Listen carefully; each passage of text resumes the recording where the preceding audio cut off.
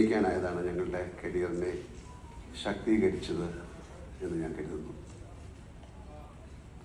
അതിൽ തന്നെ കരിമ്പിൻ പൂവിനക്കരെ പോലെ ശശിയേട്ടനും പപ്പേട്ടനും ഒന്നിച്ച സിനിമകളിലും എനിക്ക് അഭിനയിക്കാനായത് വലിയ ഭാഗ്യമായിട്ടാണ് ഞാൻ കാണുന്നത്.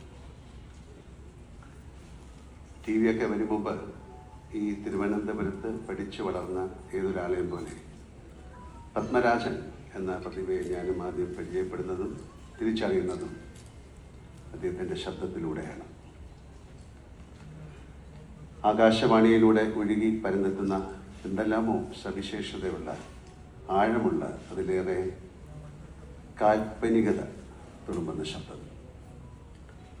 അത് കഴിഞ്ഞ് അദ്ദേഹത്തെ അറിയുന്നത് അദ്ദേഹത്തിൻ്റെ കഥകളിലൂടെയാണ്. ഞങ്ങളൊക്കെ ചേർന്ന് തിരനോട്ടം എന്നൊരു സിനിമ ഉണ്ടാക്കാൻ ശ്രമിച്ചു, ഉണ്ടാക്കി. ആ സിനിമ ഉണ്ടാക്കുന്നതിന് 2 വർഷം മുമ്പാണ് 1975 ഭരതേട്ടന് വേണ്ടി പ്രയാണം എഴുതിക്കൊണ്ട് അദ്ദേഹം സിനിമയിലെത്തുന്നത്. അത് ഞാൻ ഡിഗ്രിക്ക് പഠിക്കുകയാണ്. ഞാൻ താമസിക്കുന്ന മുടവൻ മുകളിനടുത്ത് പൂജപ്പുരയിലായിരുന്നു അദ്ദേഹത്തിൻ്റെ വീട്. പലപ്പോഴും ഞാൻ അദ്ദേഹത്തെ കണ്ടിട്ടുണ്ട്.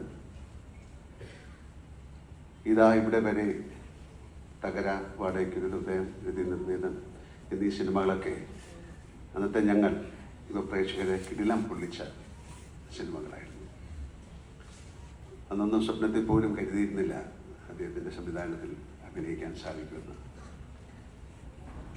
ദൈവാധീനം കൊണ്ട് 5 ചിത്രങ്ങളിൽ എനിക്ക് അഭിനയിക്കാനായി. അദ്ദേഹത്തിൻ്റെ ദീർഘമായ ശബ്ദ സാന്നിധ്യം സീസൺ എന്ന ഞാൻ അഭിനയിച്ച ചിത്രത്തിലൊരു ഗാനത്തിലുണ്ടായതും ഒരു ഭാഗ്യമായി കരുതുന്നു. പോയി വരൂ എന്നുള്ള ഗാനത്തിന് അദ്ദേഹത്തിൻ്റെ ശബ്ദമായിരുന്നു ഏറ്റവും കൂടുതൽ മുഴങ്ങിയിരുന്നത്. ഇളയരാജയാണ് ആ ഗാനം ചിട്ടപ്പെടുത്തിയത്. 1986 അദ്ദേഹം സംവിധാനം ചെയ്ത 2 ചിത്രങ്ങളിലൂടെയാണ് ഞങ്ങളുടെ സിനിമ ബന്ധം തുടങ്ങുന്നത്.